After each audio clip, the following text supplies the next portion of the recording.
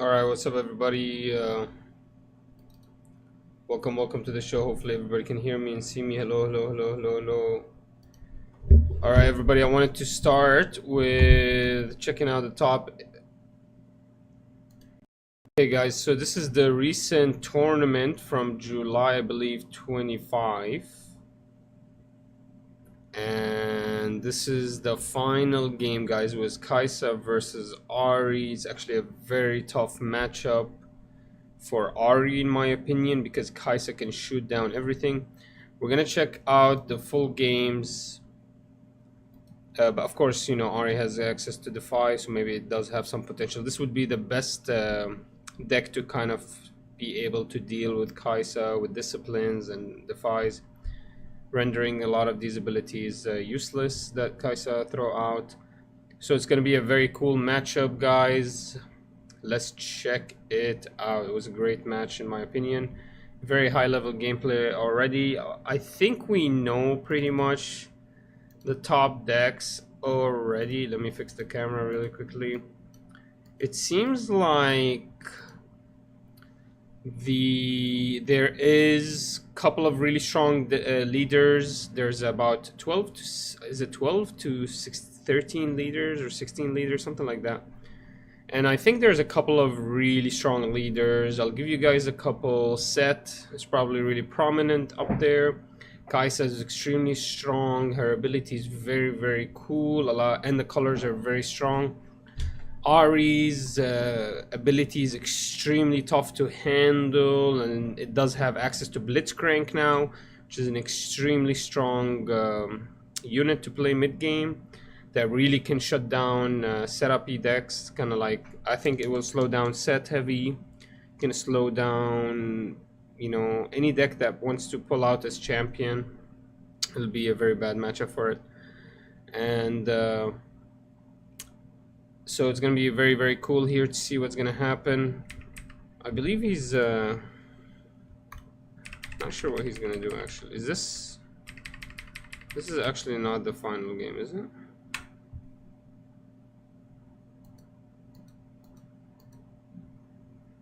Let's check it out. Give me a second. This is the final game.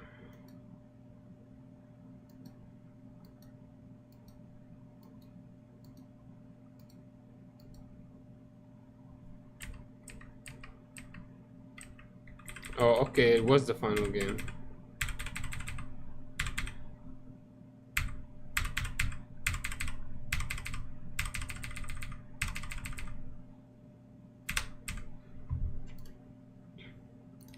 Alright guys, so Riftbound Meta has been doing weekly tournaments. They are free. There's not really any prizing to them, but it's nice to play them. The last one had about 128 players, which is insane. Obviously after a single elimination, and then you know, we see the top 8. Right now we're looking at the finals, 𝐂𝐍𝐍𝐄𝐓 versus 𝐂𝐈𝐓.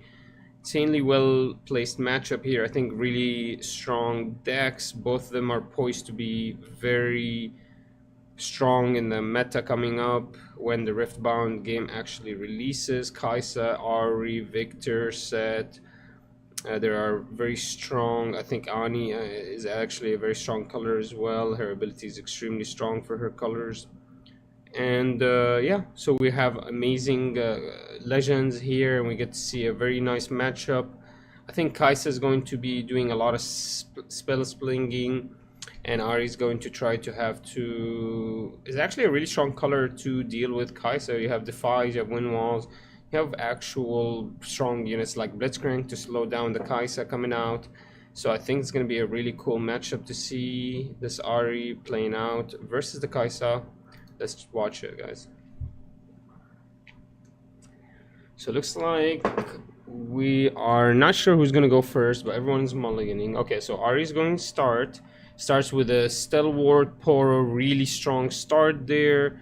Probably the best thing you could do. You could also play a Ravenbloom. I think that would be really good for you as 𝐂𝐈𝐓. I think Ravenbloom would be the best start. Also, I think if she went second, it would have been nice to pull out the 𝐂𝐈𝐓 very early. Oops, look at that. 𝐂𝐍𝐍𝐄𝐓 gets the Ravenbloom and gets to play one of these gears, Orb of Regret. Interesting that this 𝐂𝐍𝐍𝐄𝐓 opted to play this.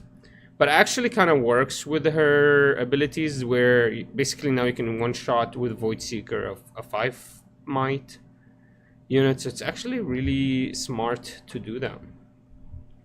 It's very, very smart. Let's see what the Ahri wants to do here. Ahri has access to Sona. You can move the Stalwart, Poro forwards in Sona. I think that's a very tough thing to do against a 𝐂𝐍𝐄𝐓, because 𝐂𝐂𝐶 can just try to shoot your Sona with Falling Stars if you don't have or Falling Comets. I'm forgetting what they are. Falling Stars, I think what they are.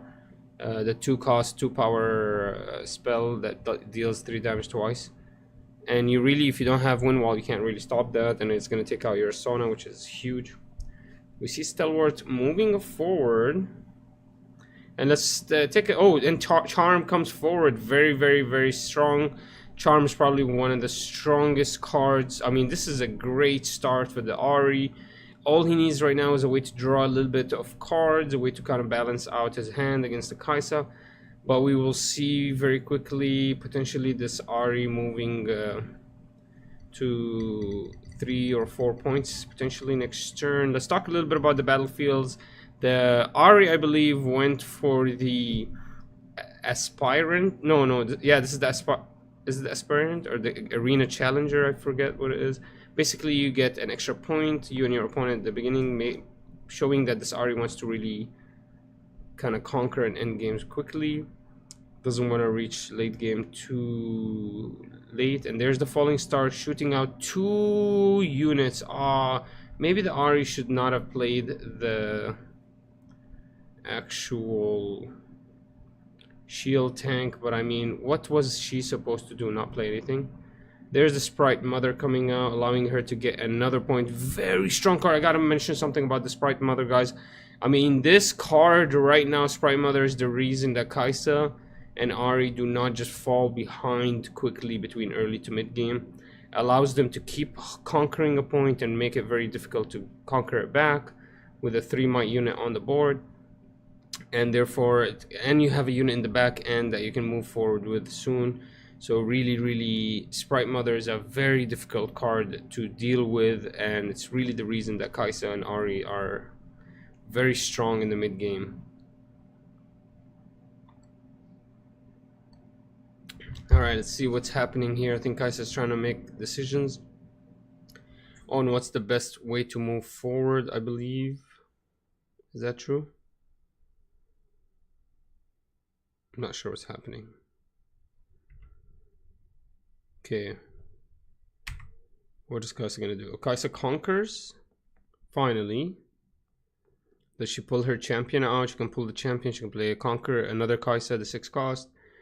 She could just kind of Falling Star again, which would be interesting. Give it a lot of advantage. But yeah, as you guys can see, it's extremely hard to go and conquer the battlefield that the Sprite Mother's token is on. It's actually extremely difficult. So the Sprite Mother is very, very nice, because not only does she get that point last game, now she's going to get another point by moving forward if she wants to, and killing that sentry.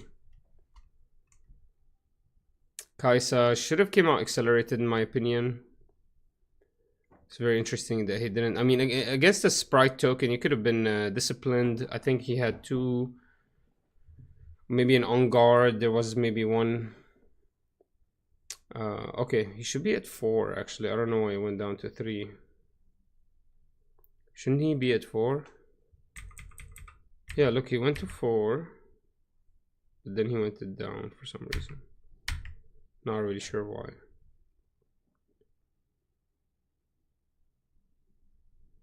Okay, he lets it go to 4.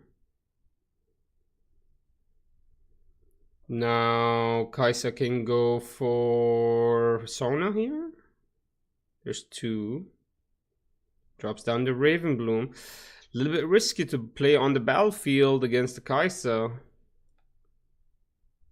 A little bit risky, and he plays the Clockwork as well. Does he draw? Then he hides. The hide is going to be a hidden fox, maybe? The fox? That would be really smart against this 𝐂𝐶𝐶. Could also be a draw. The consulting passed.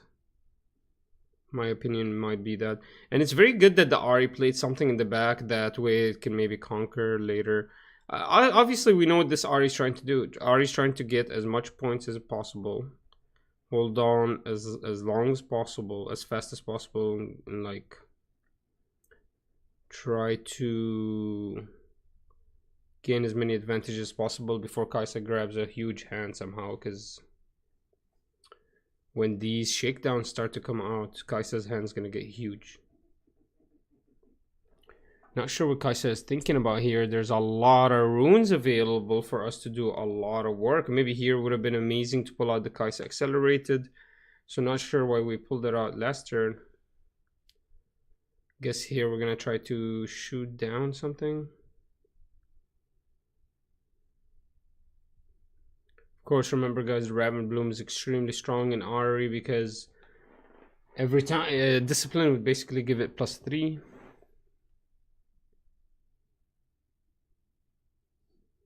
They're playing it extremely slow, guys. We're gonna go ahead and move a little bit faster because this pace we're never gonna leave this video. So 𝐂𝐍𝐍 is going to do what? What do you want to do, 𝐂𝐍𝐍? 𝐂𝐍𝐍, you can just Void Seeker. I don't know what's in the hand. That's the only problem here. I wish we had hand vision here. I wish there was a way to set up the actual TTS that there gives you hand vision. That would be amazing. Not really sure what we're thinking about. There it is. Finally, there's the Darius. I mean, there's not really a lot of options when you have a Darius in hand. I guess what else were you thinking? Void Seeker, Falling Star? Or something like that? Okay, Darius into what? We're gonna go into Smoke Screen. Interesting. Moving him forward, he's 7. Yeah, I think moving him forward is smart because you don't get the Foxfire effect on you. It would have to be a Consult the Past. Yep, there it is. Consult the Past to draw 2, and then Ravnbloom gets the extra +1. And therefore now we are at 3 and 1, so it's 4 against 7. A discipline here would get us even because Ravnbloom will get +1 again, so we could kill that Darius actually. No discipline. Discipline here will get us +3, and we get to draw a card. We have the runes for it. There it is. Okay, so now we're even. Now we're gonna actually crash into the Darius. Is 𝐂𝐍𝐍? Oh no, 𝐂𝐍𝐍 has no more standing runes. There it is. I don't know why we misplayed that.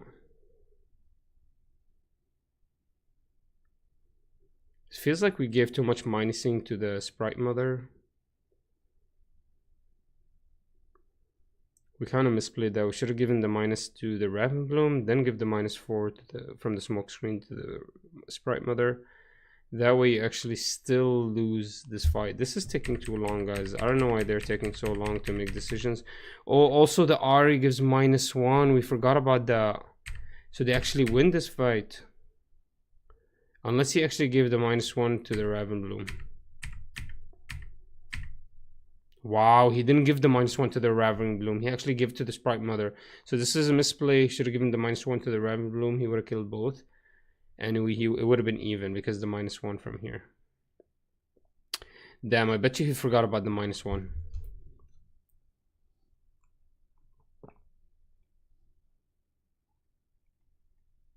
And there it is, Cheeky Ahri coming out on top here at 6 points ahead of the opponent 𝐂𝐍𝐍 with a huge hand compared to 𝐂𝐍𝐍. I think this game has been solidified. All Ahri has to do is play a big unit, like potentially Blitzcrank, pulling the 𝐂𝐍𝐍 forward and ending any possibility for 𝐂𝐍𝐍 to kind of recapture next turn. Okay, so playing the Ravnbloom, showing that we don't have a Blitzcrank in hand. There's a Poro, and then we pass. We have Discipline, Power. We have Power to play Discipline. The Ravensbloom we played in the back end. Ari's been really smart at playing small units in the back to kind of allow her to come back next turn and do more work. Guys, we have to remember, by the way, the -1 from Ari. Alright, automatically 𝐂𝐍𝐍 starts with -1. 𝐂𝐍𝐍 goes to the Void Seeker battlefield, which is a very good battlefield for her. Should have been conquering there a long time ago. For some reason plays the Assault. You don't need to. I don't know why 𝐂𝐍𝐍 is so timid here and played the Assault. Could have waited for the opponent to respond and then you respond with the Assault. And then there you are. We played the Darius because it's the second card. Oh, that's why he wanted to play the Assault. I mean, if you played that on Darius, you would have definitely not lost that. Oh, maybe we had to play the Assault because we did play Discipline on it. Let me see. Oh, we did play Smokescreen. That's what happened. We played Smokescreen on the 𝐂𝐍𝐍. Okay, that's why we had to play Assault. Okay, good. I get it now. What the hell did I just do? Oh my god, no. Oh my god, I destroyed the whole thing, guys. Wow. Anybody hungry for pizza, huh?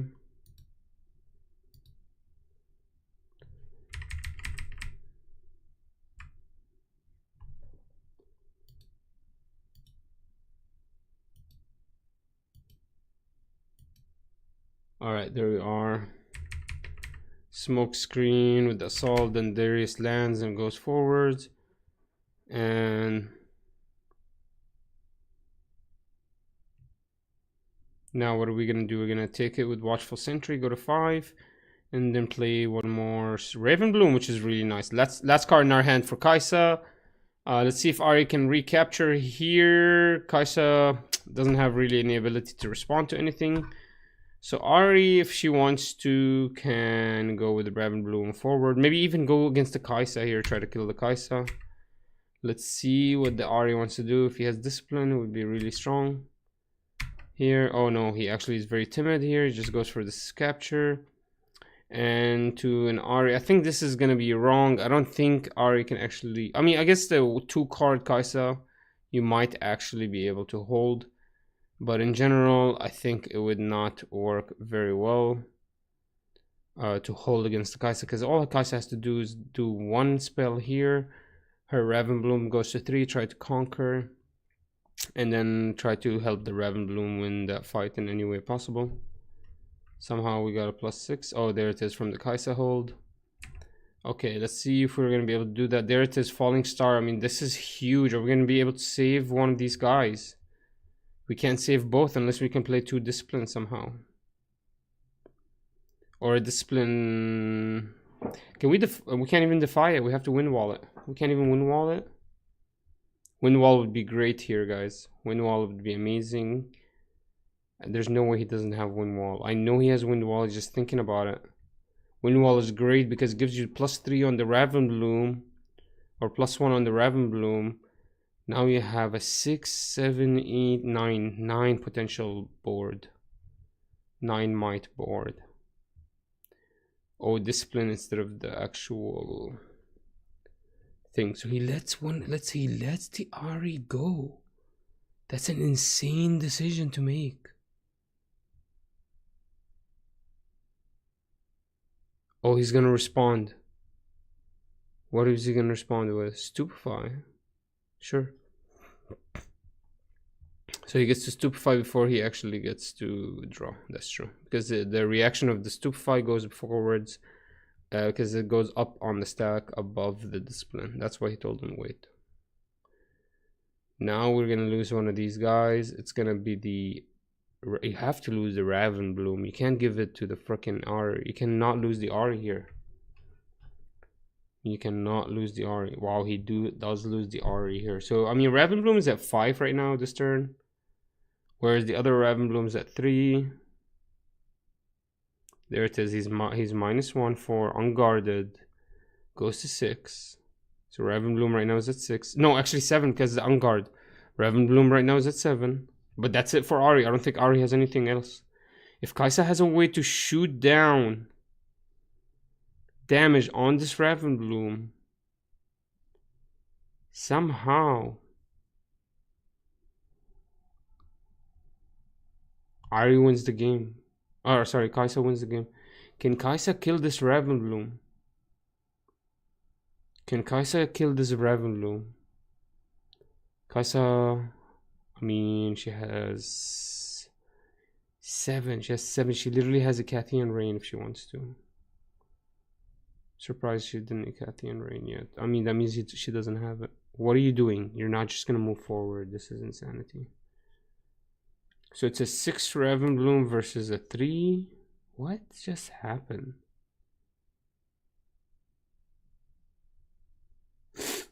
I don't even know what just happened. 𝐂𝐍𝐶 goes back. We capture this Sprite Mother, such a strong card. Holy moly, Ahri concedes the game. She says, I don't have my own Sprite Mother. Or even if she did have a Sprite Mother, you still need a way to kind of stop the 𝐂𝐍𝐶. I mean, this is huge. I think if 𝐂𝐶, if Ahri had a Blitzcrank, or if Ahri had some kind of 5 cost that helped her in the mid game, other than just playing small units. She drew too many small units. She even drew her second Poro. I think if she had something like in the mid game to help her a little bit bigger, would have been a little bit better for the Ahri. Clearly 𝐂𝐶 had a very tough matchup killing that Ravenbloom. I'm actually not sure. Can we go back and calculate the math here? How did this Ravenbloom die? Why did we even unguard the Ravenbloom then? So stupefy the Ravenbloom is -1. Oh, because there was already damage on it from the falling comet. Now I remember, guys. There was already damage on it. So there was 3 damage on it. But I thought it went to 7. So it would have to take 4 damage to kill it. And somehow that Ravenbloom just went forward. I don't know. Maybe they've done the math better than me. I'm not sure what happened there. I'm sure maybe I missed the spell count or something. They do it better than me, guys. There was also the Ahri. Maybe he forgot to count the Ahri. I don't know. It's kind of weird for me how that Ravenbloom was, what, 3 or 4, and he just went and killed the other Ravenbloom. I mean, it's possible if you already had 3 damage on that Ravenbloom and then you did maybe an extra 2. Alright, we're seeing them side deck, guys. There we are. We're gonna play with the nice battlefield where you hold 1. I forget the name of the battlefields, but I know Reaver's Row. Reaver's Row is amazing for 𝐂𝐶. 𝐂𝐶 loves Reaver's Row because 𝐂𝐶 wants to save her little 𝐂𝐶, and she can just shoot down anything else in Reaver's Row. So she's not worried about things jumping away from Reaver's Row, but she can jump her things. There we are. We're gonna play the Clockwork. Because we played this so early, we're not gonna be able to draw with it, but there is a nice response with the tank to draw for the 𝐂𝐶. Going to the holding of the Clockwork. Ahri's gonna try to hold. Do we play our 3-cost Ahri onto that battlefield? That would be really strong play. No, instead we opt to draw more and potentially just lose that battlefield hold. Hopefully we have a discipline in our hand. I think a better play would have been to pull our champion into that battlefield. Now we have Ahri to play with. But of course, with the threat of the 𝐂𝐶 just shooting down your Ahri with a falling star, I get that. I get that position. No matter what, it feels really bad to play anything here for green without having access to wind wall, which we cannot play here. Let's see what 𝐂𝐶 wants to do. Is 𝐂𝐶 gonna try to shoot down the Clockwork? She can. No, we assault. What is happening? We assault. What is the tank? We give the tank assault so he doesn't die when he moves forward. And now we're gonna move him forward and we're gonna discipline. Nice. So now we're at 4. The tank is 3 plus 2 minus 1, so he's at 4. So right now there's a trade happening. I don't think 𝐂𝐶 has a way to kill a well, I mean, Void Seeker here would be great. Nope, he just opts to trade. And because 4 versus 4, because Ahri's ability gave -1 to the tank. There we are. We're playing the Ravenbloom now. Really strong starts from both players. Playing a lot of 2-cost units. Very strong. I mean, you can see the value of these 2-cost units, allowing you to actually do a lot of work early on, and then potentially later on translate that advantage in the mid game. Ari's going to go for the Blitzcrank. Huge play here. I don't think 𝐂𝐍𝐍 can respond to this. Falling Star would be huge here if 𝐂𝐍𝐍 has that. I don't think... Is Falling Star in action? I don't think so. Holy moly. No, there's a smoke screen. Oof, much bigger. Much bigger. There it is. What an amazing play there. Ravensbloom's at -1 +1, so he's at 2. Blitzcrank gets -4. He's at 1. And so we get to kill the Blitzcrank. No, we on guard the Blitzcrank. Oh, me on guard? Well, it only gives it +1. So he still dies.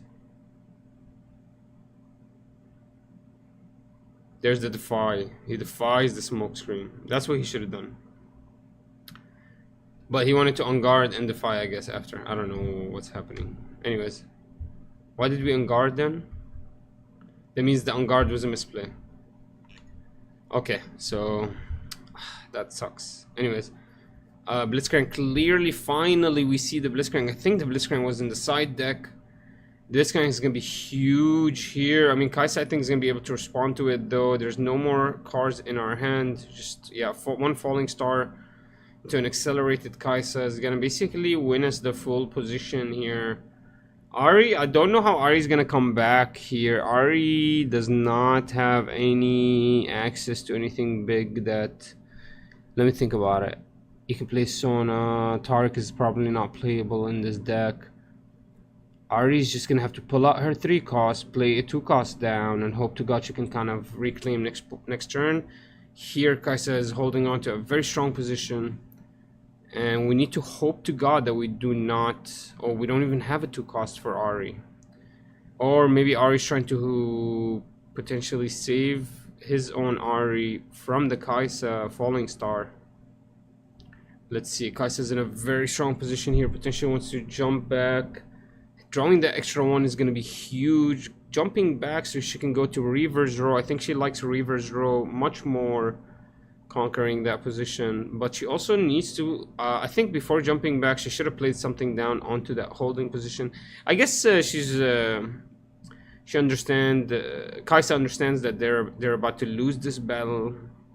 I don't know. I think 𝐂𝐍𝐍 was moved back a little bit too early. I think, we'll see what 𝐂𝐍𝐍 wants to do. There's the Vi, very, very strong mid-game card. Insanely strong. This Vi later on is going to be the sole reason why 𝐂𝐍𝐍 wins this game. Because 𝐂𝐍𝐍 is going to be able to... Oof, there's the Voice Seeker. Can Ahri save herself with discipline? Or on, well, we wasted the on guard. Well, on guard wouldn't have... Oh, on guard would have saved us here.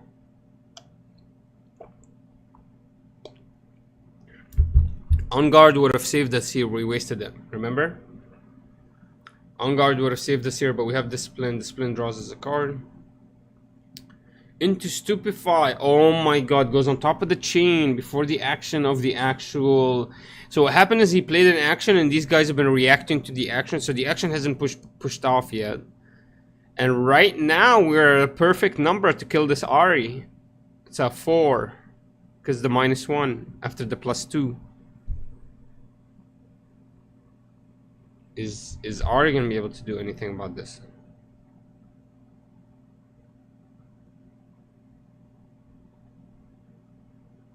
𝐂𝐍𝐍 doesn't have to do anything. Nope, Ahri just loses that card.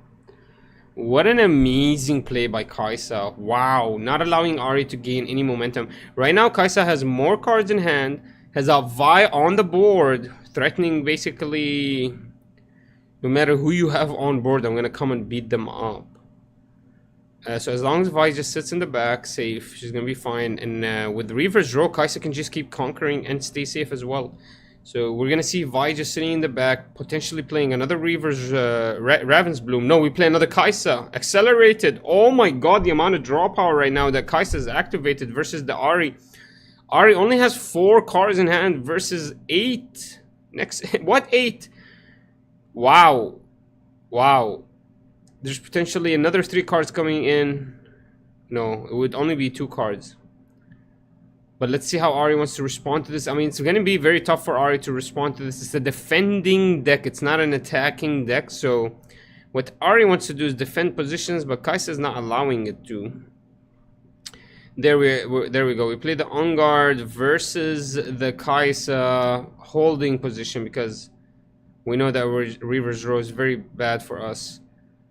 And there it is. We see that the smoke screen comes out. Holy moly, this is extremely strong. We're gonna have to defy this. We have to defy this or we lose a lot. We basically just lost the game here because our opponent is gonna be able to go to 6 next turn and we're not gonna be able to catch up with him. Here we have to defy, unfortunately, and Ari's losing a lot of resources, guys. Ari's not able to maintain a lot of resources here. Yikes, this is a very difficult position to be in. What is Ari gonna do? Ari smoke screens herself. Wow. Smoke screen versus smoke screen to an hex deck. Wow. Okay. Because the smoke screen stays for the rest of the turn, he was able to go into the portal. Holy moly, nice activation here. Moves in the Vi. Wow. We see again, Blitzcrank has been doing a lot of work here. Blitzcrank has been helping Ari just hold on to the game here. It's a very awkward number for 𝐂𝐍𝐶 to hit. It's 5. Amazing, amazing. Blitzcrank is probably the strongest card in Ari right now. I think you have to main 3 of this in any Ari deck. It's basically as effective as your charms, but a little bit better even. Now Ari's in a good position because she's holding on to the battlefield. She wants to... Is 𝐂𝐍𝐶 going to show us the power of 𝐂𝐍𝐶? Where she just shoots down everything Ari has. We will see what's going to happen. There it is. Falling Star. Is it just going to kill that Blitzcrank? Yes. Oh my god. Ari's not able to do what its legend wants to do, which is actually defend.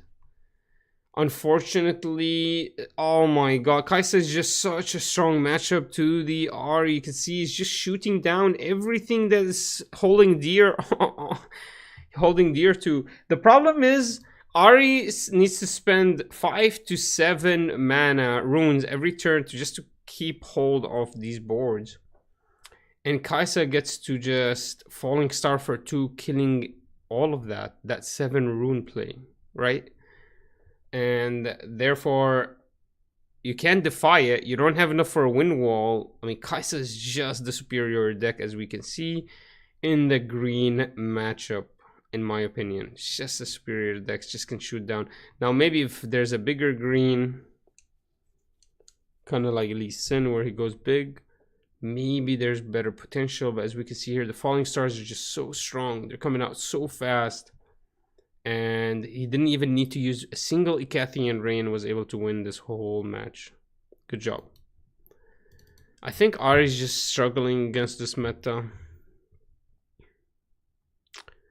Ari has such bad matchups. It has very good matchups, has very bad matchups, has amazing matchups, has very bad matchups. So it's in a tough position. That's all I gotta say.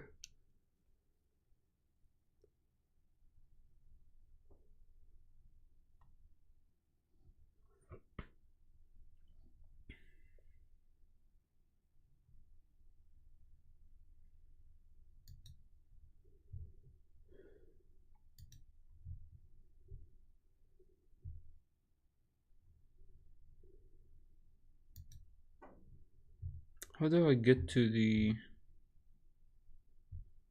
actual...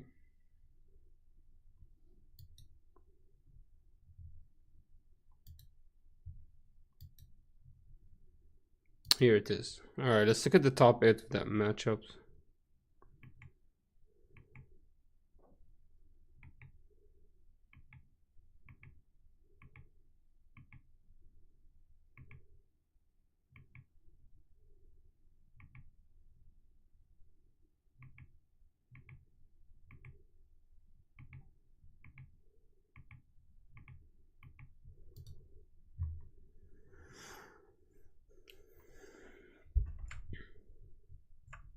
Come on, are you kidding me? No matter how big I go. No matter how big I go.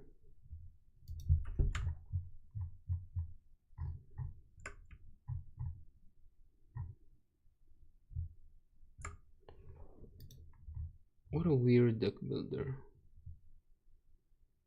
What a weird deck builder.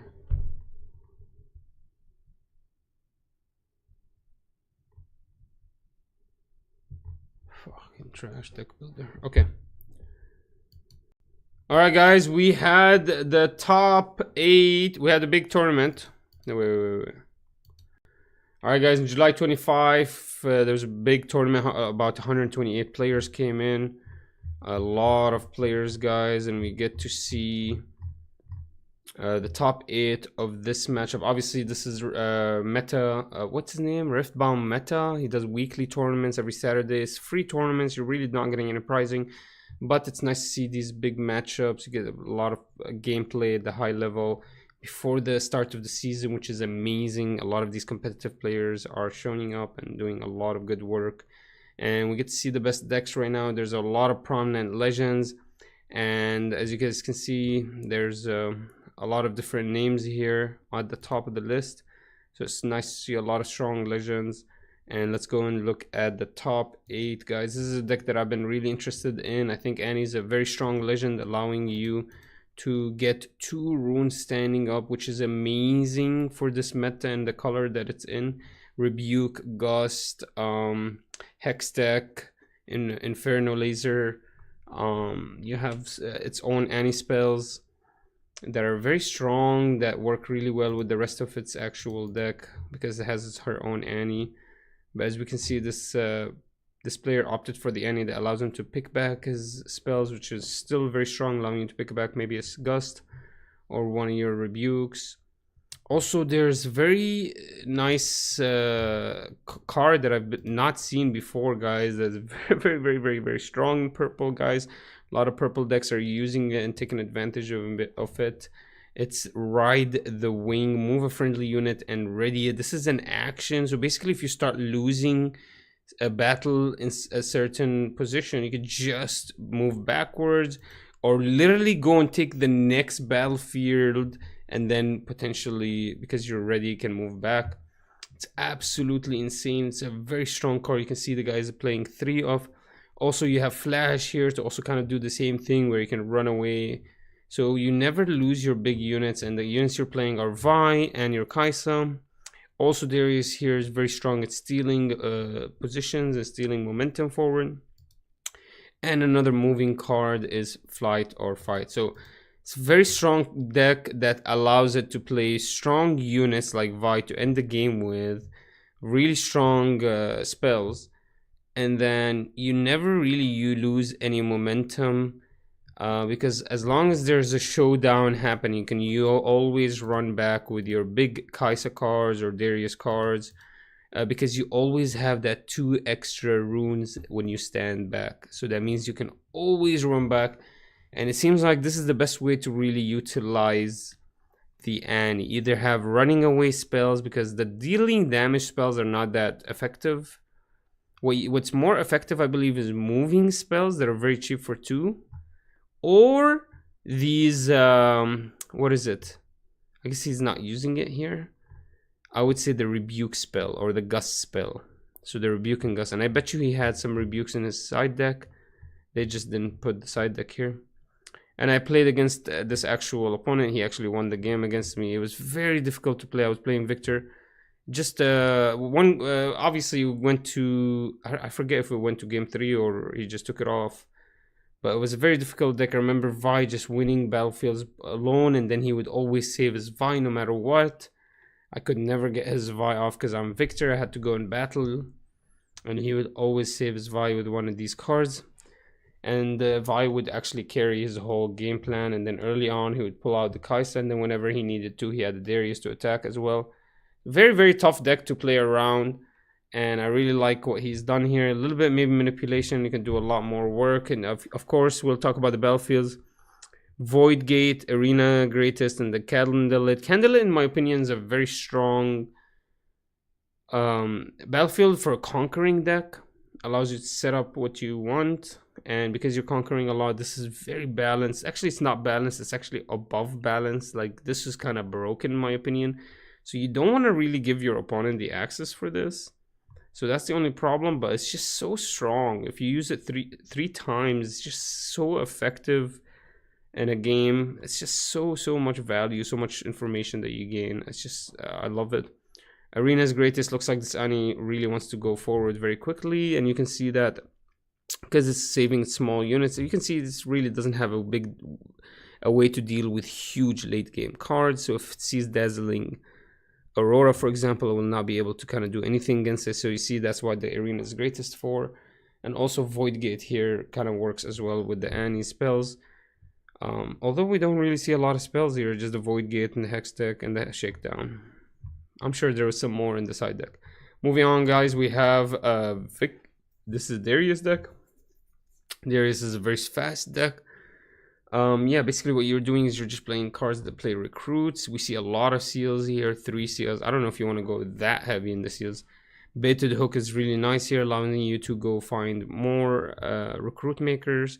Wow, really effective deck here. Basically playing as many units as you can. Baiting Hook the units you don't want out. Very smart, knowing that a lot of your cards are 3 or 4. So basically you could just get rid of a 2 or a 1. A 1 or a 2. So you can get value back. And yeah, you basically just build up as big of a board as you possibly can.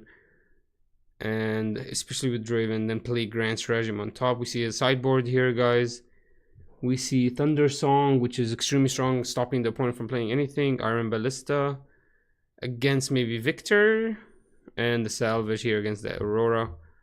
And yeah, very strong deck that's very fast. That's going to do a lot of work. I don't think you need that many seals.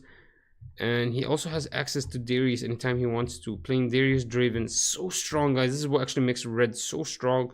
Darius Draven. Then he has also Vayne, sorry, here, which is very nice here. Let's talk about her a little bit. Assault 3. She comes out for 4. She enters ready if Sabon is controlling something. And I think it works really well for him because he'll have a big board. He'll play it down and then maybe play a back-to-back. I guess I'm not sure what's the best way to play this out. When you play me, give a unit +2. Okay, I guess you could play this into this. That's 7. That's actually not that bad. So you have a 7, literally a 7 Vayne. That's just gonna be able to jump back into the hand. Very nice. Yeah, very strong deck, guys. This is gonna gain a huge advantage early on, and it's not gonna let go with the Hidden Blades and the Grand Stratagem. It's not gonna let go of that advantage. So I think we're gonna see a lot more Darius in the future. You need to figure out a way to deal with the Grand Stratagem, guys. Another Darius here. We see the difference. We see Obelisk of Power here, trying to really gain as much advantage as possible, and a Vilmos layer, telling the opponent, listen, man, I don't give a boopty hoopty loopty about my units. Let's see what you want to do about it. You're gonna have to bring all your units forward, and I don't care what you're gonna do about it, because I don't care about my units. They're all gonna die. This one's playing everything a little bit differently. We still see do we see any Vise? No, we don't see any Vise at all. We see Vayne in these decks, but we don't see any Vise. We do see a lot of these Cleaves. He's playing 3 Darius, which I think is a little bit overload. The Falling Stars is a very smart idea with the Void Seeker. I'm surprised the other deck did not build this. Also, Noxious Helpful is very strong with these small, spells. And you also have Vengeance and your Noxian Guillotine. So a lot of removal. This Darius did very well. He has Dravens in the side. Of course, Salvage. I mean, every yellow deck is going to side 3 Salvage. And then you have access to the Firestorm against Swarmy decks, which is very good. Very smart build here. I think I really like his build. Besides the Darius here, I think you could get rid of these 2, allowing him to add an extra Hex deck and an extra Falling Star, really balancing this deck out, giving a lot of extra power. I don't know if he ever needs to use more than 2 Dariuses, and Even if that, he could just go ahead and pick up that battlefield that gives it to him back instead of playing 2 cards extra. That's just my 2 cents here, but yeah, we can move forward. There's the Victor. This is number, what is this, 5? 8765. We have Targon's Peak. The arena is great. Targon's Peak is very interesting here. Let's see what he's doing. He's actually spell slinging, which is weird. Thousand Tails is very strong against green, but we don't see Grand Stratagem at all. So this guy's not even using Grand Stratagem. Using a different Victor deck than we've seen before. And Ravenbloom with the Stupefies, Smoke Screens. We do see our signature spell. It's just in the side deck. We also see some Noxian Drummers. Not sure for what. And very interesting. We see 3 Vengeance. Wow. This guy's just really killing the opponent as fast as possible with the Call the Weeks, his Hidden Blaze, and his Vengeance. He doesn't even play any of the Harness Dragon, so he's getting all that removal out early, which is actually a smart idea. I think you don't need Harness Dragon if you play Vengeance. That's actually very smart. You also see the Victor having success playing the Sprite Mother. I think Sprite Mother is just such a strong card, especially when you play Sprite Call with it. Wow, there's a lot of like early to mid game transitioning where you don't lose that much value but still get the point. Wow, that's a lot.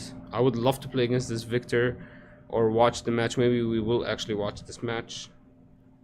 But yeah, guys, very strong deck. We see him trying to gain huge advantages with the Ravenbloom and the Daring Poro, and then somehow holding on to them. And if he does lose them, he has the Sprite Mother and Sprite Call to come back, gain them, and then once he has the board, kind of set up, can come back with his Thousand Tail Watcher. I think Thousand Tail is very strong. It's very strong against green. It allows you to not have to utilize Grand Stratagem or heavily rely on it as much as you do. You can rely on this a little bit. But this guy's not even using any manufacturing of recruits. So he's basically relying on his own units, not his recruits, to win the game. So 1000 is a little bit better than Grand Stratagem here, because 1000 is better with units that are 2 might and plus. Grand Stratagem is better for units that are 1 might and less, or 2 might and less. But yeah, guys, interesting deck. Nice Victor build here, different than what we were used to. I think the more successful build would still be the manufacturing build, where you just kind of play the 3/3/3 Noxian Manufacturer, Noxian Drummer, and the Faithful Manufacturer and the Legion. And then you just kind of manufacture as many recruits as possible and then threaten to go into Grand Stratagem or Thousand Tail. I think that's still the most successful way to play that deck. But yeah, very interesting that we don't even see a Consult the Past here. We just see a lot of removal, a lot of attacks, and a lot of fighting power. Very, very good Victor build. We will try to find this matchup, a matchup for Victor for sure. This one is set, guys. Number 4 is set. We have the Conquering, and then you gain all the units back arena. We have the Vilma's Lair, which is, I think, a very strong starting arena. And then we have the Monastery, which is a staple in all sets. Allows you to remove one of your buffs to draw, which allows the opponent not to be able to utilize it very well. Showstopper is necessary for set. You play the set out, then you play Showstopper on top of it after you buff it, and then remove it, and then you buff it again, and then move it forward. Sabotage is very strong to remove the Grand Stratagem. We have, for some reason, the Snapvine in this side. I guess we don't have room for it. But it's good against certain matchup, I think, like Ahri. Yeah, I think green is very strong against green. And then we only have 1 arena bar. This is how we balanced it out. We only play 1 arena bar. That's it. No misfalls, nothing. Just play 1 arena bar. Obviously, you have to play the Cytheria because you're utilizing cards that use your buffs, like Call to Glory, like the set himself. So you want to kind of figure out a way to buff your own units, and we do. We have the Kinoko Monk, we have the Arena Bar, we have Cytheria buffs herself and the Rookie, and also we have the Showstopper. And everything else buffs itself, like Trifarian, Cythria, and the monks. And then he is utilizing Kiana, Fiora. Very, very nice deck. I really love this deck, guys. Salvage. Every yellow deck's gonna play Salvage at 3, guys. We also have Cannon Barrage, maybe against swarming decks. Yeah, very smart idea here, guys. And yeah, interested in your opinions. What do you think about this set? Finally, we see a set that's can play Fiora and Kiana, where you just buff her and be very successful doing top 4 here. We have Ahri, top 3. Grove, the Hallowed Tome, which is very good for Ahri because she has a small unit. And the Arena's greatest, because this Ahri maybe just doesn't like late game. We have 3 Charm. Yeah, we can see we don't like late game here. We have the On Guards. A lot of smoke screens, a lot of disciplines. So many of these small... unbearable, bro. But that's it, really. I mean, you just have to worry about a smoke screen or On Guard or Defier or Discipline. So if you can't account for those, that's pretty much it. You don't have anything, but then you have the Foxfire you have to deal with, actually. You also have Riptides and the Blitzcranks. Very, very good. Blitzcrank, I think, is one of the best cards in green right now. You have to have in every single green deck. Just allows you to force the opponent not to play his big units early, which makes him play the game a little bit weird. Sprite Mother is really strong for you to gain small unit in the back and still hold on to a point.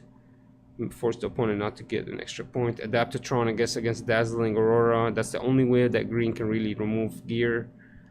Wind Wall as well for 3, and then Room Prison, Riptide here as well. Riptide is very strong. We just didn't see any action of it in the final game. Really solid Ahri deck with Sunlit Guardian really carrying the show with the help of Blitzcrank. And of course these small spells doing a lot of work as well. Moving on, guys, we have Jinx at number 2. Obviously the Zon discarding Arena. The Reaver's Road save his units, and the Arena's greatest speed up the game. He's got a lot of cleaving. 3 of the Seals, 2 of the Jinx. A lot of the Vi's. Vi's are going to be annoying to deal with, especially in the Jinx deck. We got Immortal Phoenix. Playing that early is going to be very, very helpful. Especially playing that Super Mega Death Rocket. And Brazen Buccaneer. Wow, the deck's still one of the best decks in the game. You also have Gust here to push the backwards sneaky deckhand if you need a little bit of speed. And a little bit of gear killing. Very nice. Is it like LOR? Actually, it's better. It's much, much better. It's much, much better. And finally, guys, we got the number 1 deck here. Kai'Sa, the Spell Slinging deck. We have the 3 battlefields that she chose. Reaver's Row is very amazing for Kai'Sa, allowing her to play her own Kai'Sas out and then save them because when she defends, she can just bring them back. Void Gate obviously threatens a lot of damage on the opponent, starting to do 5 and 6 might damage, which is a awkward number for Kai'Sa. She can't really hit, and will help against the Blitzcrank. And then ganking here also for the Kai'Sa to jump around. And then we see that Kai'Sa is just going to play a lot of spells, guys. Shakedown, Falling Star, Stupefy, Hextech Ray, Void Seekers, and gonna balance the game out with the Sprite Mother, Darius for mid game, and Thousand Tailed. A lot of acceleration, mid game, late game acceleration, a lot of acceleration all together. And then we have these small units that draw Raven Bloom to get us a little bit of an advantage. And yeah, the Kai'Sa with just these little bit of spell, I mean, this is a lot of spells, I'm not gonna lie, is able to do a lot of work, draw, with no consulting the past, actually. It's still gaining a lot of value. Cathian Rain here in the side. Kill all gear, so a little bit of gear killing here for red. Vi also on the side for potentially maybe something like an Ahri. I think we did see him pull it out against the Ahri. And then retreat also to save his Darius or his Kai'Sa. Absolutely amazing. Guys, we actually did a showcasing of this final match, Kai'Sa versus Ahri. Check it out. We're going to upload it today. But yeah, interested in your opinions, guys, about the top 8. I think the top 8 was really good. I think one of my favorite decks. I mean, I think this is a... I think I could beat this with another Victor build. But I mean, it's a nice solid build. I really like it. But I think this is not the right way to build Victor. It's just one way. Just like this isn't one way to build 𝐂𝐍𝐍𝐄𝐓, you know. Still, I don't think every single deck has been solidified. A lot of decks are going to do a lot of changes, but there are certain decks that cards in every deck that are solidified. Like every deck's gonna probably play the Hextech. Every Annie's gonna probably play the Hextech Rays, the Flashes, the Ride the Wind, and the Flights, and the Void Seekers and the Vise. Every Darius deck is gonna play Vayne over Vise, for example. There are some solidified stuff. Like every orange is gonna play Sabotage, maybe in the side deck or in the main. But yeah, the meta is definitely changing still. A lot of interesting stuff happening still. Not sure what's my favorite deck. I guess I mean, I kind of figured out what Victor does. I really like orange. I want to figure out orange.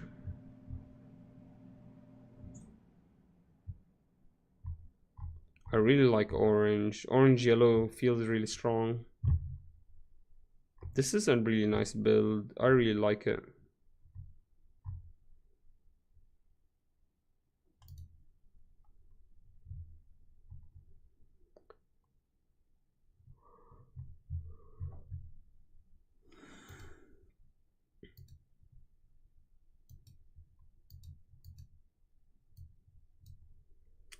Let's test it out.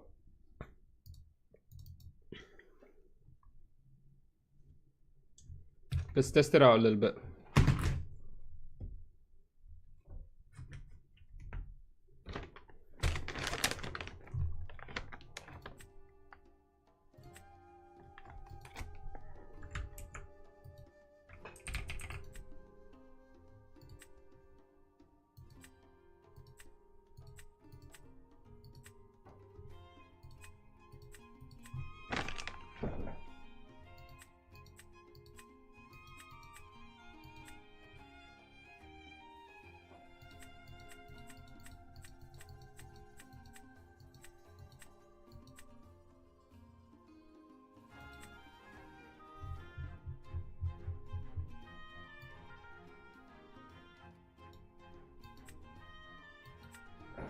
Let's do that.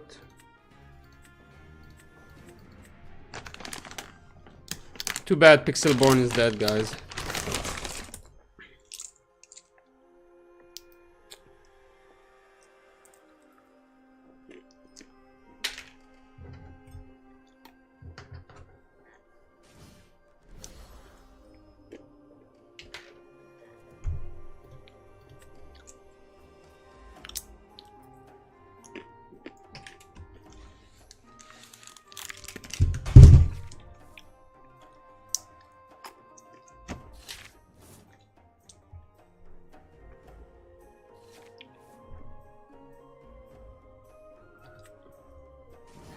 Not a bad hand, to be honest.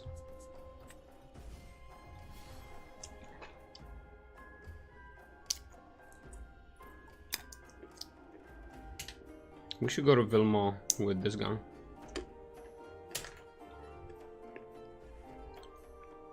Wait, I ended my turn.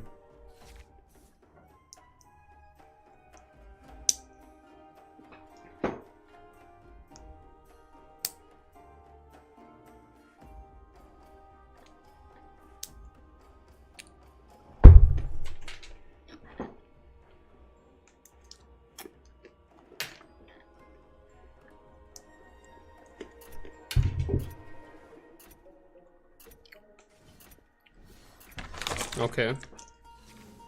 Sentry.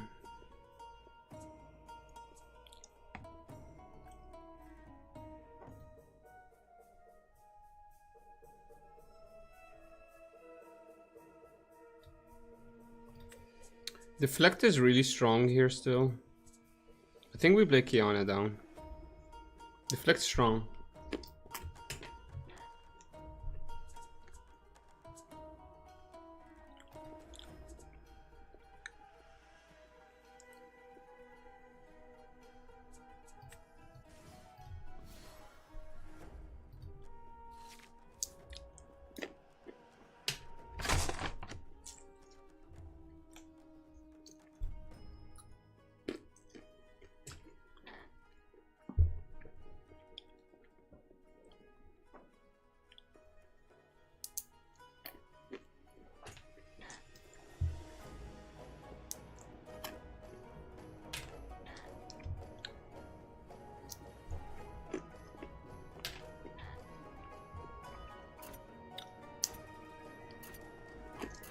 Our friend Kaisa here is taking his sweet time.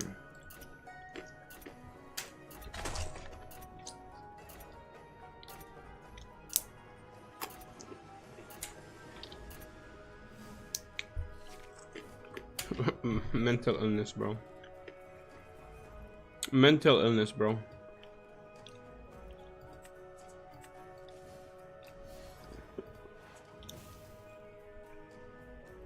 Now it doesn't even matter. I can just save her no matter what. Sets is actually a very bad matchup for Kaisa, because you just save all your units. He had to Falling Strike, but Falling Star would have put him 3 mana backwards. I mean, I guess 2.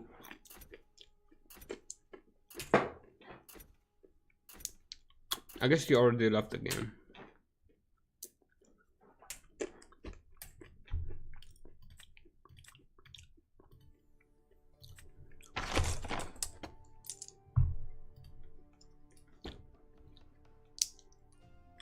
The guy already left the game. He's a loser. Sore loser at it.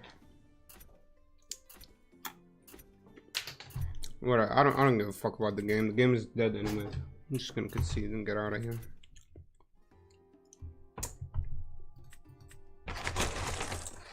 I'm not a pussy. I don't give a fuck about my record.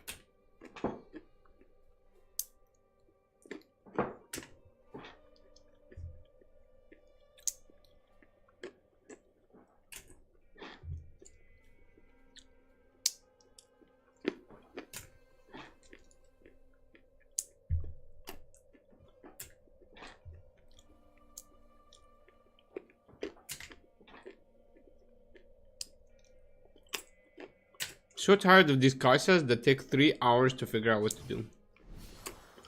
I'm like, go home, bro. You're fucking drunk.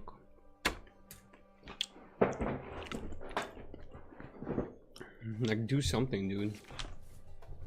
Stop pissing me off.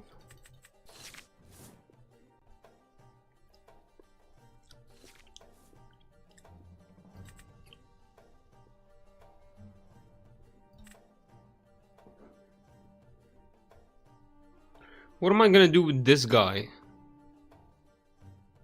What is the monk gonna give me? The hell am I gonna do with it?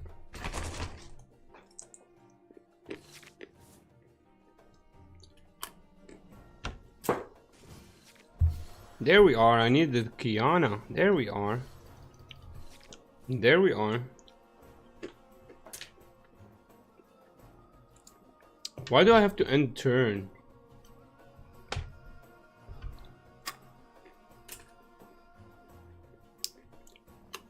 Nice, the opponent's not even here.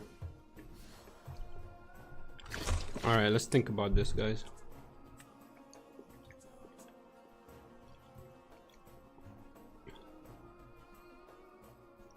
Can go in here, but he comes, kills us.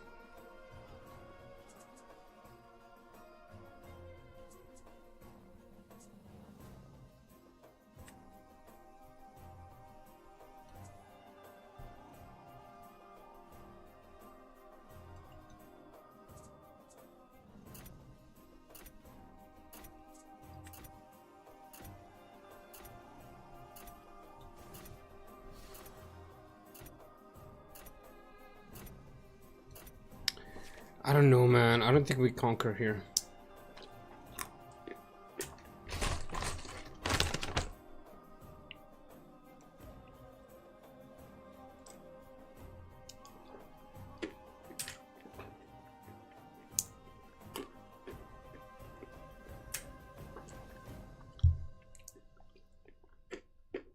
I think he's better at attacking than defending.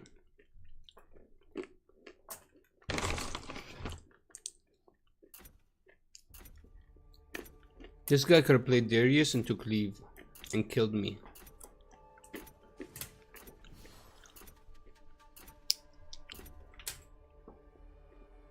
Okay.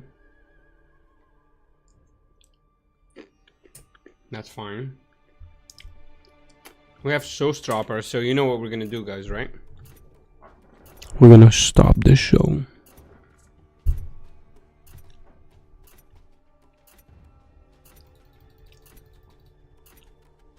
He has 0.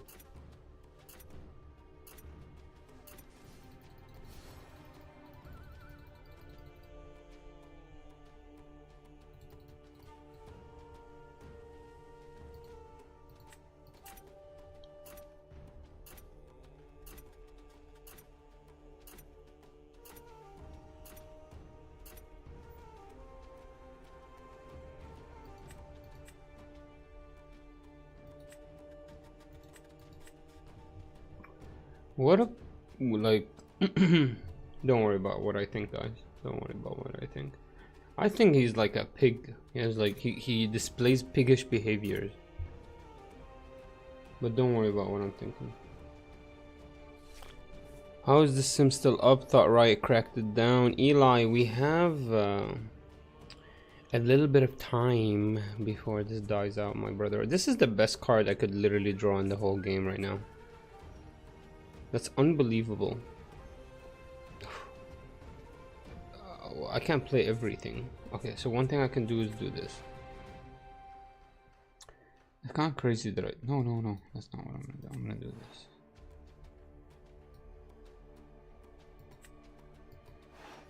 Do this.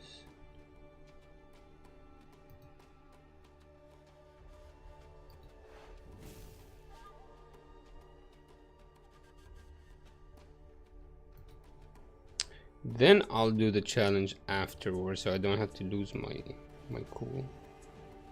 I get to draw here.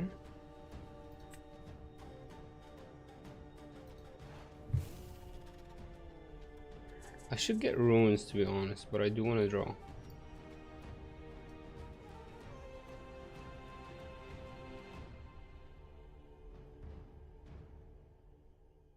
Also, maybe I should have... No, I think this was the right way to do it. Go conquer here, then come back. There's 2 challenging.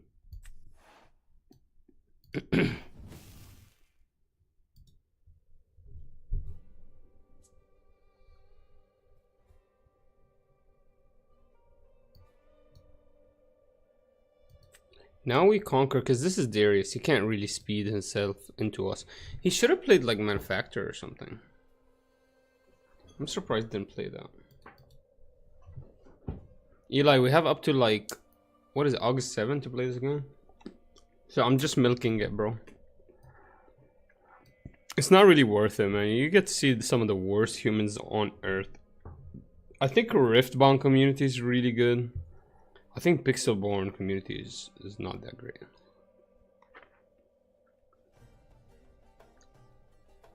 I think Riftbound community is pretty good though. They're good people. Damn, that's huge. Damn.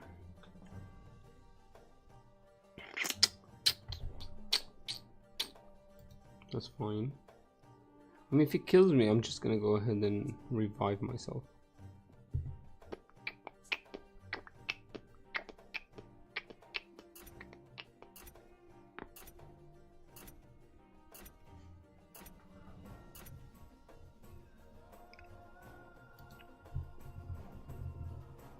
So he's at 10 into 3.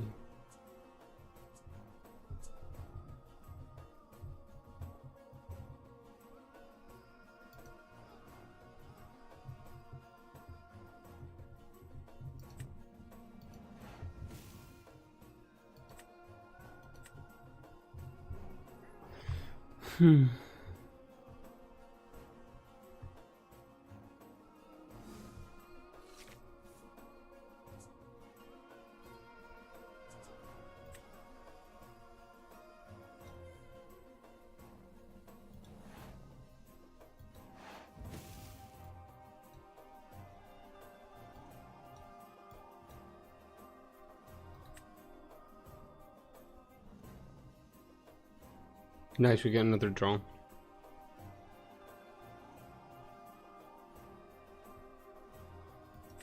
I think I should get a rune here.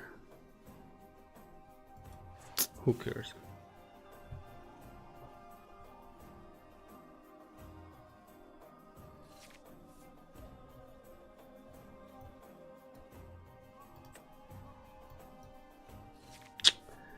I need to save this guy, but I can't. It's okay.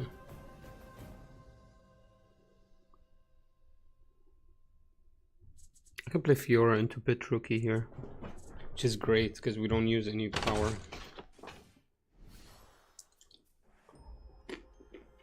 Spectral is really strong here.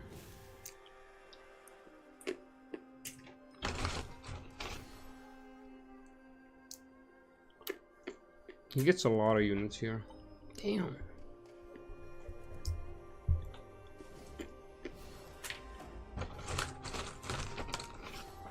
Nice job.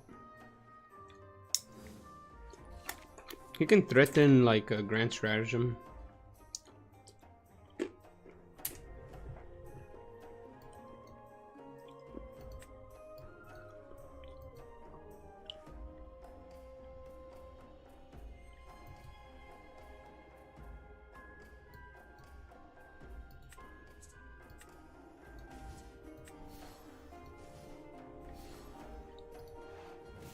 This becomes strong when it's at 5, so you want to buff her first.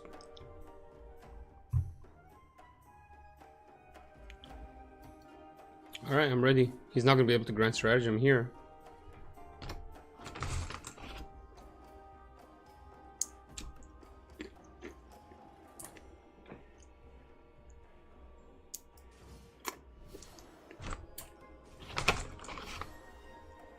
Okay.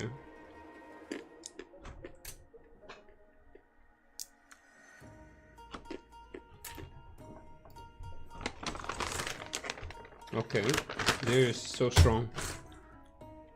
Because you have Grand Stratagem still. And you're utilizing Darius for a lot of your momentum plays. Because Darius can do 10 damage.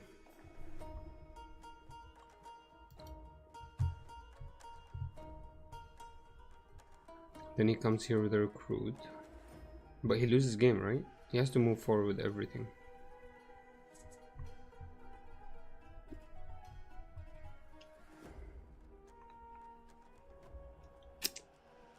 That's a very bad battlefield to conquer, actually. Thinking about it right now.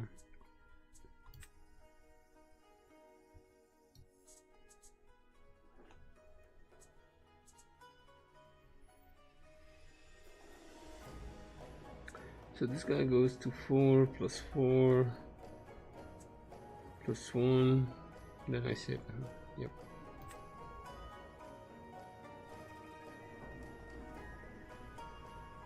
No, wait. I can't save him.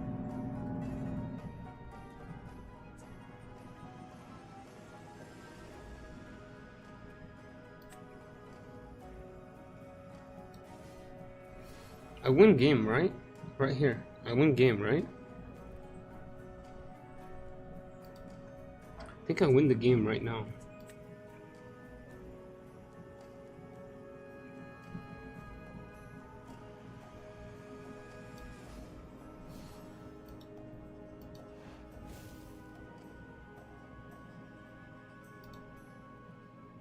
He played that wrong.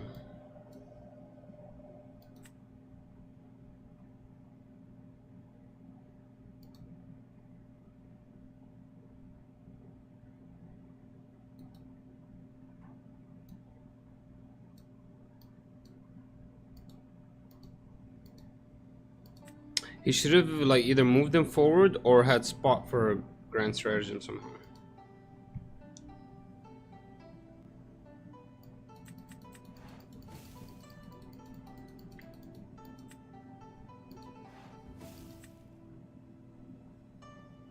That's the only one he killed. That's the only one I need to save. I mean, Seth is pretty strong. Not gonna lie, Seth is freaking strong. The same Darius? Is it the same guy? Let me see. Let me go check.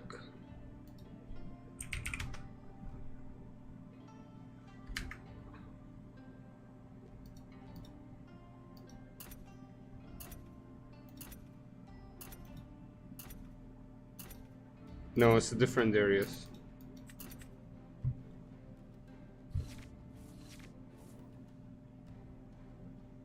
Okay, he's got the Arena's Greatest, which is great for him. I mean, we have a good hand. We don't need this guy. We don't need this either at all right now.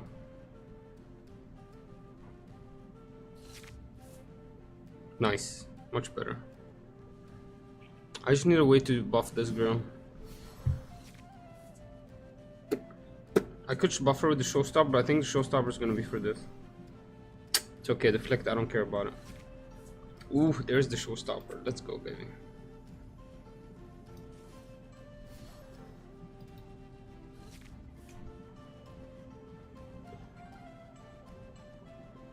Okay. Good for you. Fuck.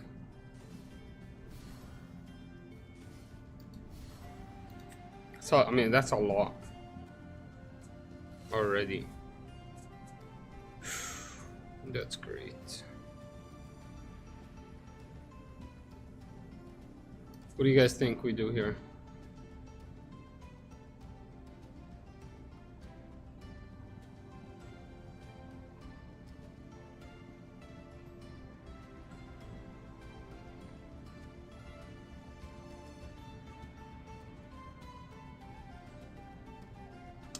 I think I should play this into showstopper and then move this forward. Shove this forward.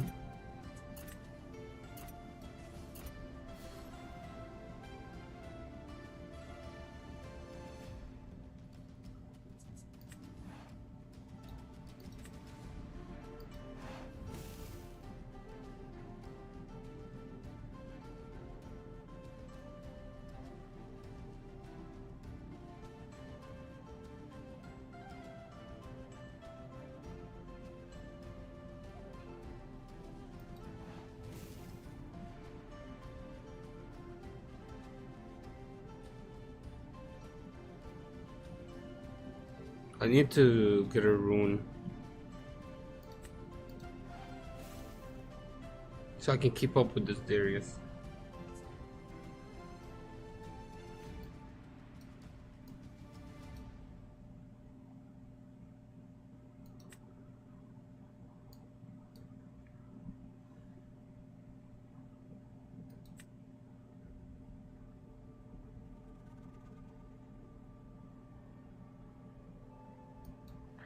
Because I'm gonna have to save her, so to keep up with him I need an extra rune.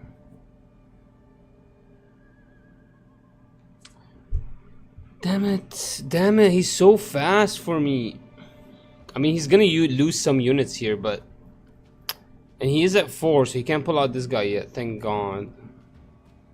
Okay, he pulls this, so this is really good. I can't wait to scale booster boxes, bro. Why? Wait, how do I cancel that? How do I cancel it? How do I cancel that? I'm just gonna let the timer go off. You can't wait to scalp, huh? I think the boxes are gonna be like 200 bucks. Just gonna let it go off. I wanna save the Kiana, not this guy. I want the Kiana to be insanely valuable. To give me like all these units. I want all these units. Okay, come on.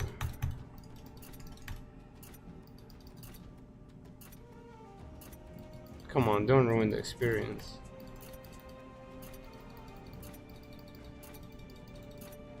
I don't know if you can scalp them though.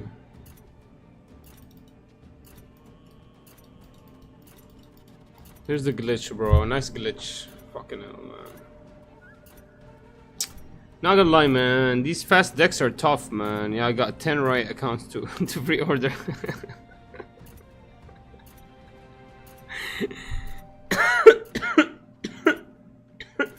You're hilarious.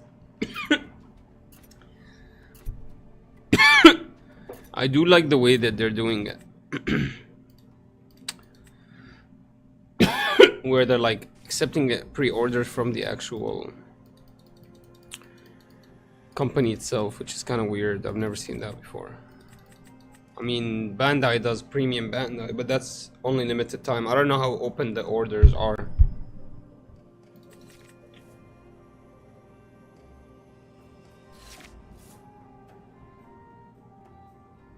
What do you guys think?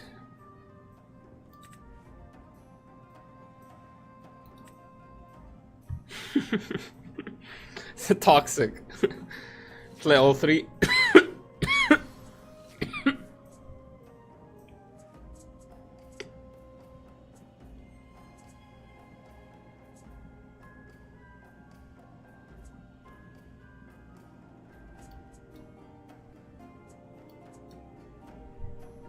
I want to see if he has Call the Week.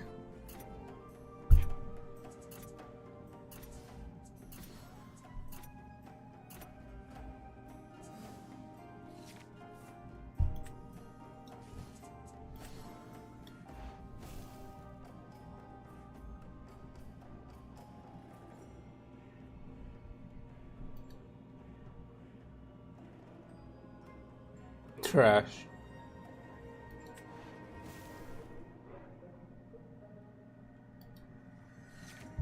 Trash hand. Cruel Patron. I mean, I guess it's good to hear actually, Cruel Patron. But nothing helps his Ravenbloom. I don't know why I even play Ravenbloom. I need a way to draw. I need Kiana. Why don't I play Confront in this deck? Because it works with Set.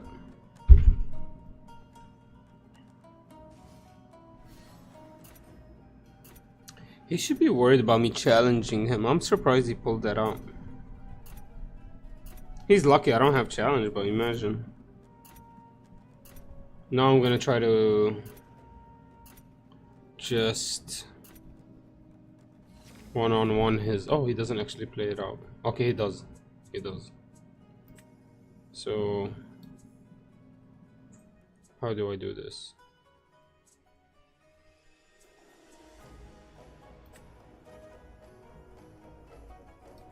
Move here. Give it both move here. No.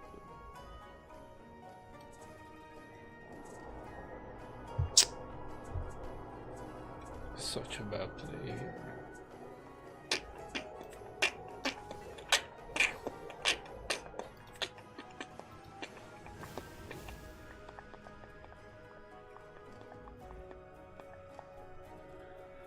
Ah, this is bad. Why is he thinking he can't do anything?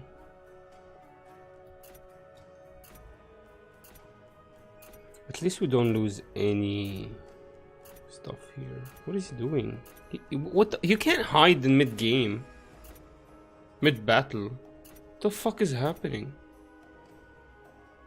You can't hide mid-battle, can you?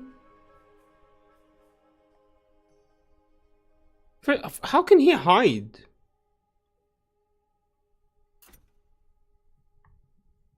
Why are you cheating?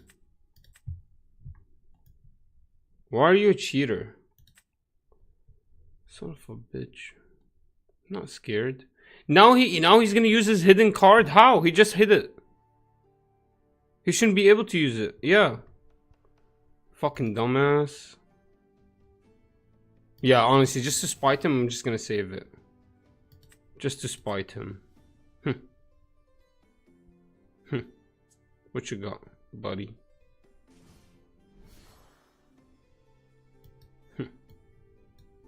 Don't matter, I make my own recruits. He's at 4, I'm at 5. We go to 6.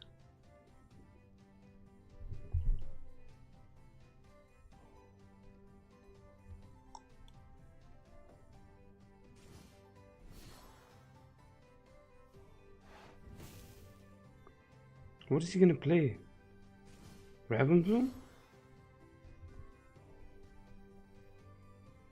Bro, if I lose to this, I'm gonna kill myself. Literally end it. I'll just end it tonight. That's crazy.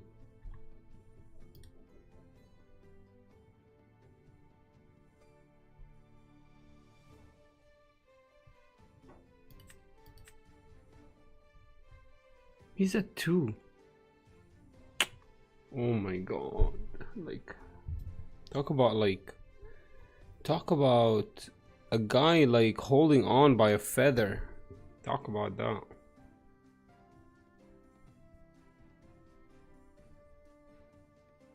How can he keep hiding things? I saw his hand, he didn't have any hiding cards. How can he keep hiding cards? Is he a cheater? How did he figure out a way to hide cards?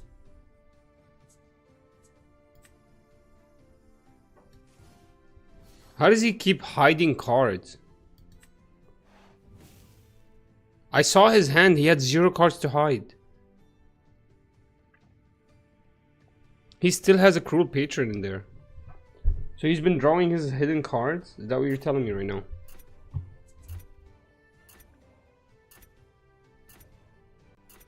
What's happening? Why does it take an hour and a half for me to play a single card?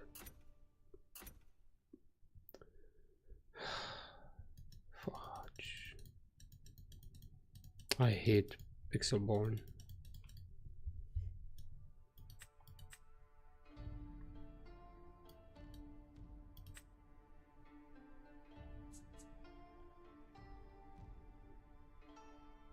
Easy.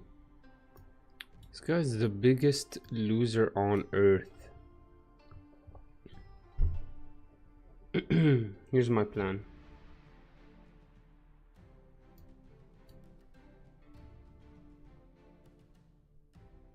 He's gonna move here, he's gonna move here, he goes to 5. Next turn we sabotage his hand. He moves here, he moves here. He moves here, he moves here. I mean, he literally has 1 card in hand. That's it. He moves here, he moves here, I move here. Oh. I have to do this. That way, he has to move here and then he... No, he has to move here and here.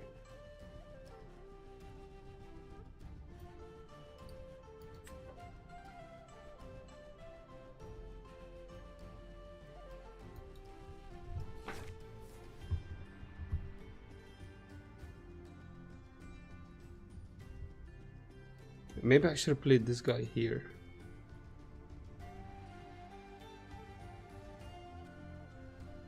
Yeah, I should have played this guy here. Then move this guy here. And grab one here. So now he moves here and then here. He could salvage just a draw and then he gets the Riftbound to 3. He culls the weak. No matter what, I lose the game here.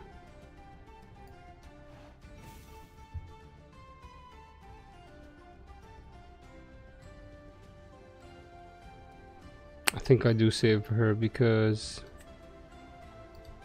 I don't have any other units to play the game with.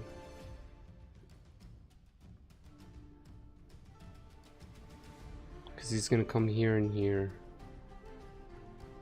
And I need Cithria. Hopefully Riftbound doesn't actually glitch out. I mean, Call the Weeks is freaking strong. I didn't expect that. Not gonna lie. I mean, he's winning the whole game with the 1 card. Like with 2 runes. I mean, he drew really good after what I saw.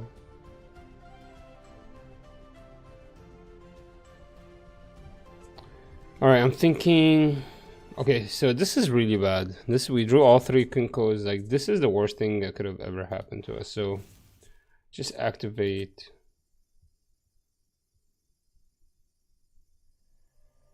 and play.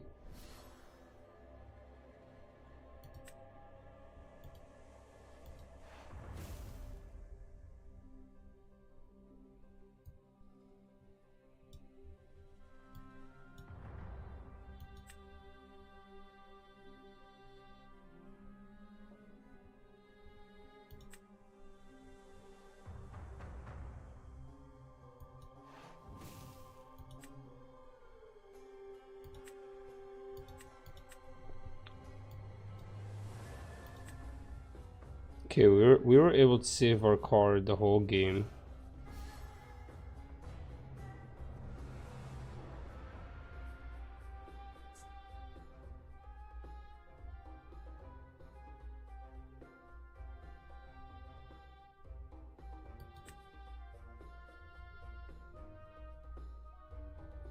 He got recruits. Okay, let's get rid of the grand stratagem in his hand then.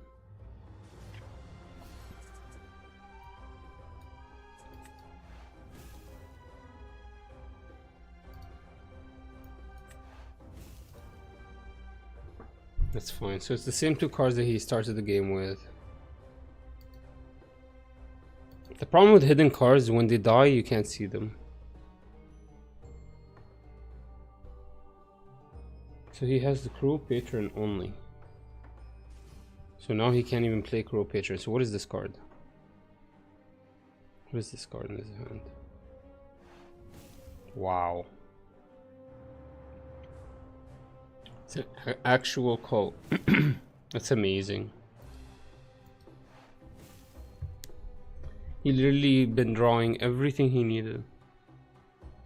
I mean, he's playing the game with the least amount of resources I've ever seen a human being play the game with.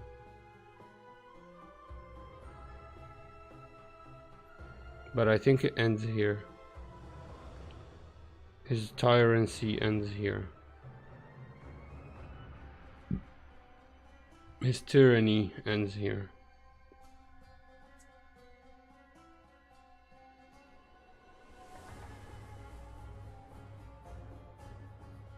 Not gonna lie, drawing 3 Kinokos is not, like 3 monks is not great.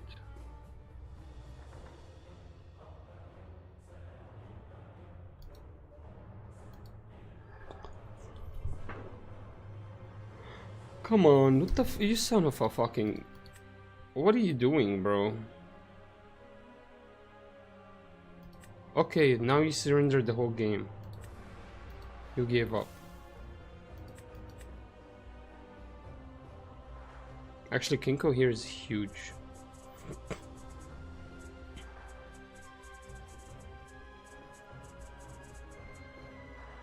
Too bad I actually have to lose a card.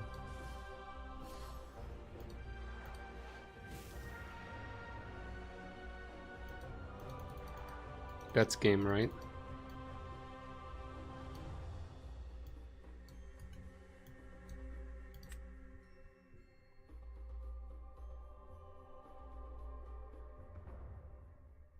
It's an okay deck.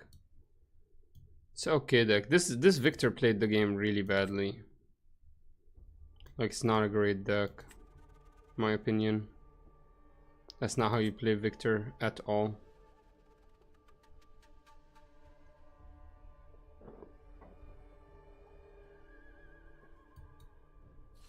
That's it, I win the game. He has nothing. Let me see him play Cruel Patron and I end the turn. I'll concede for him, because clearly the guy has tiny dick ego.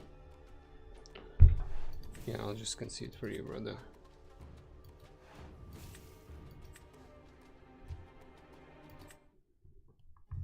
What a tiny dick guy. Imagine playing a card that literally doesn't do anything and then Cruel Patron. He can't even play Cruel Patron anymore after playing that.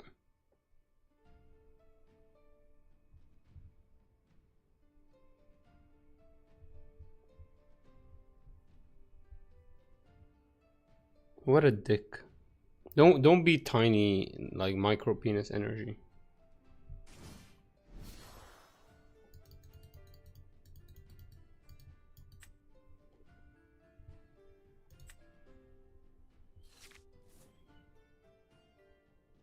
Okay, nice board. Nice. Easy kick out. I'm gonna go second.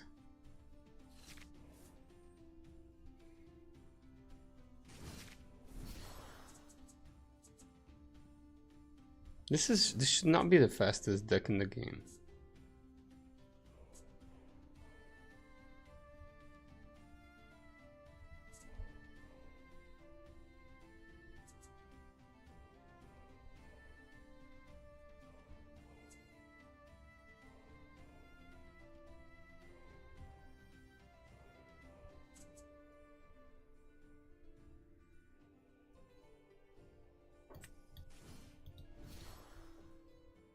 Whatever. I don't know what the right decision was. Don't judge me, leave me alone.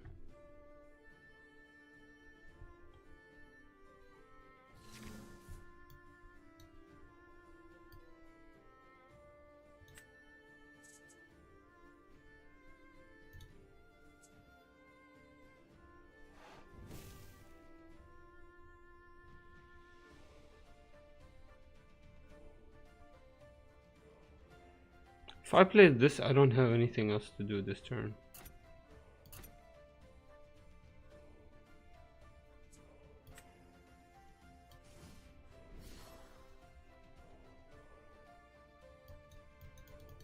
Whereas this, if he tries to get rid of it or kill it, I still have ability to bring it back. Okay, so clearly the guy is playing late game stuff, which is great for me, huh?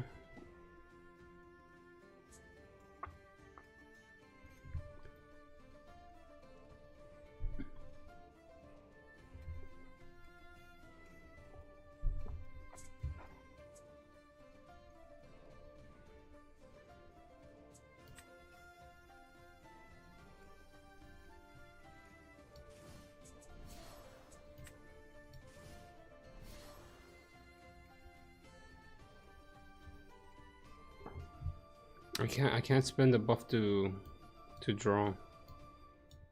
Not right now.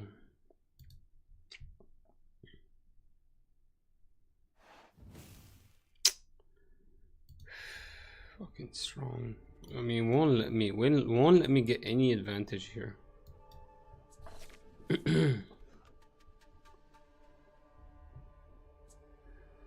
Into a dazzling aurora now. Mind splitter, even better. I guess you get rid of the challenge.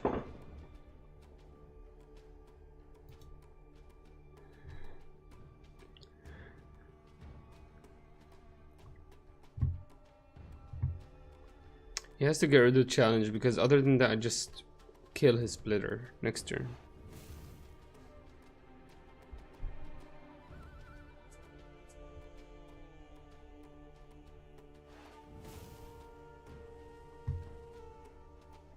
Yeah, he's looking for dazzling for sure. Actually, I have no response for dazzling. Oof, I can't believe it. I'm in disbelief that this just happened.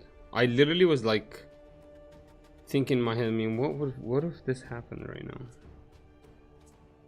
What if I draw another card?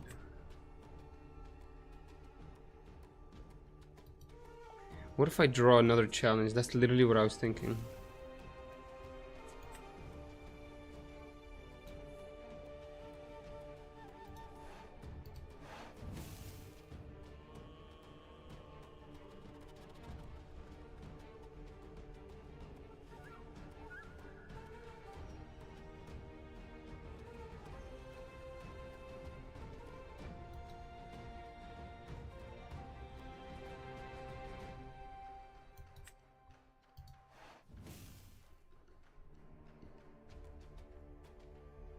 And then we just kind of hit his splitter.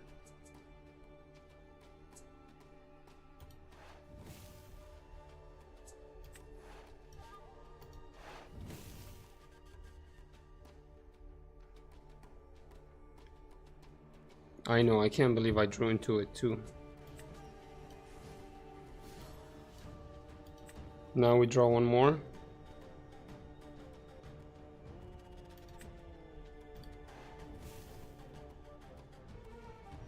But we don't have any more buffs.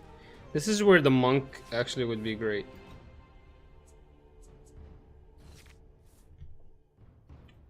If he drew into Dead Bloom, I'm screwed. There's dazzling. I can't shut it down.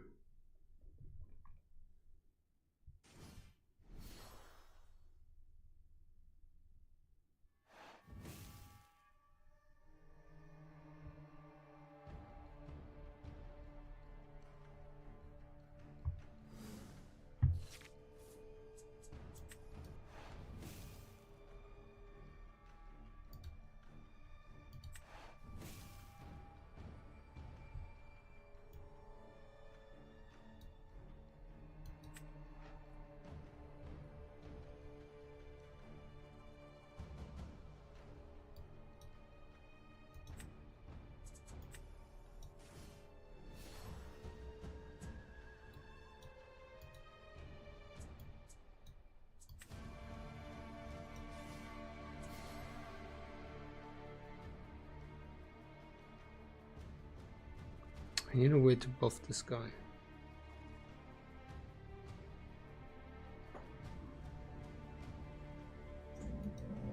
need a way to buff this guy somehow. I'm gonna lose him because he just plays another Snapvine. Oh, he has to be a battlefield. Thank God.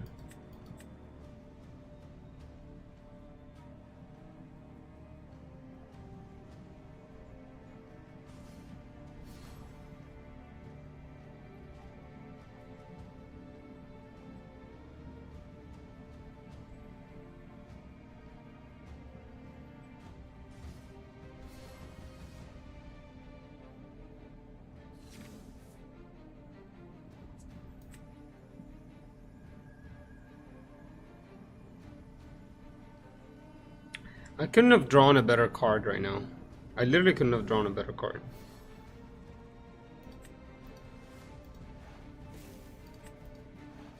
Could not have drawn a better card. I mean, I literally could not have drawn a better card.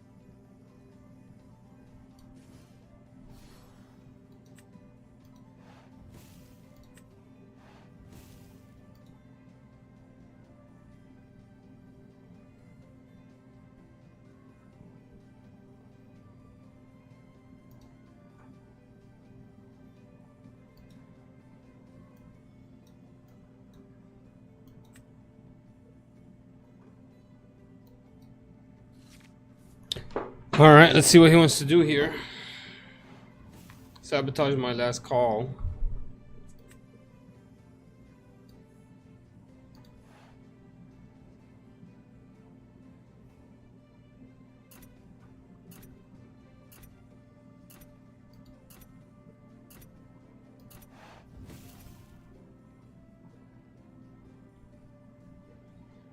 Now he can't sabotage my hand.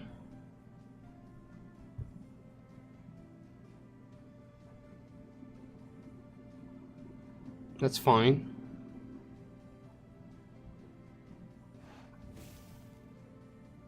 Can we beat him? The problem is the Dazzling Aurora is gonna play another unit too.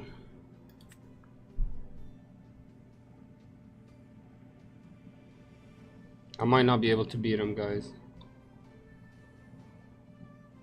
At least we know he has 0 cards in hand. Fuck. There's no way I win against that. I just don't have enough power.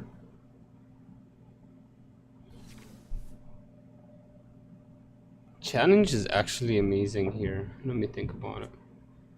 We gain an extra 1.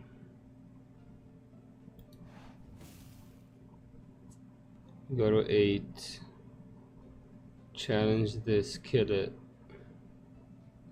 Move this and this 7, then 8, 13, 14, 15, 16 against 21. I can't. I can't win the game. Well, what I could do is I could just conquer here though, for sure.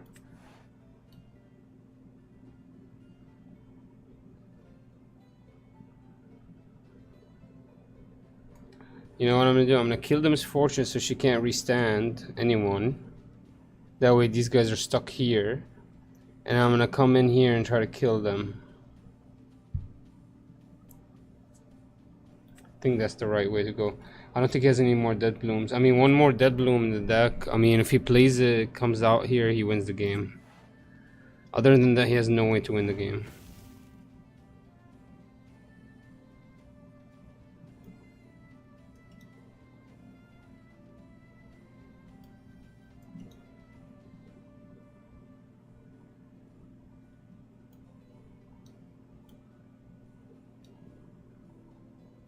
I just want to heal him.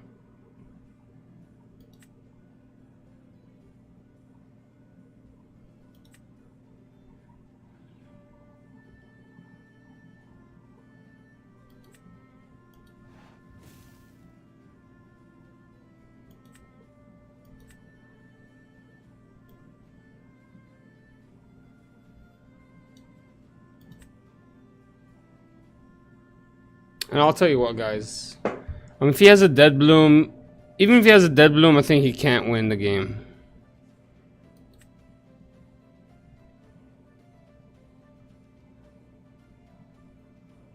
Damn, when I'm played and when I conquer, that's amazing. I think no matter what, he can't come forward here.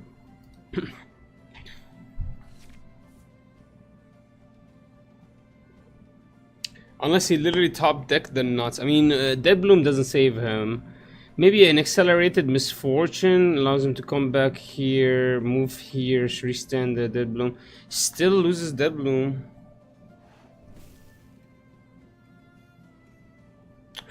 Ganking Dead Bloom. Okay. Into another Dead Bloom wins the game, right?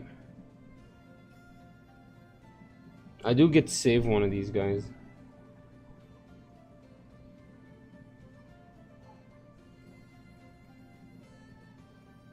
I don't know why the Fiora is up. Oh yeah, because she's +1 shielded. That's fine, I saved him.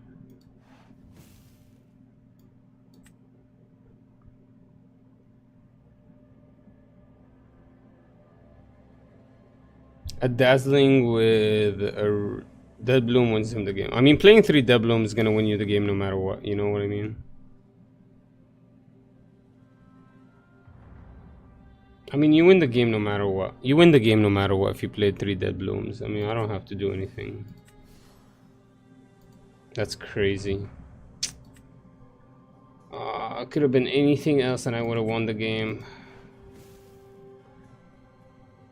Could have been anything else and I win the game. Oh, this is so stupid.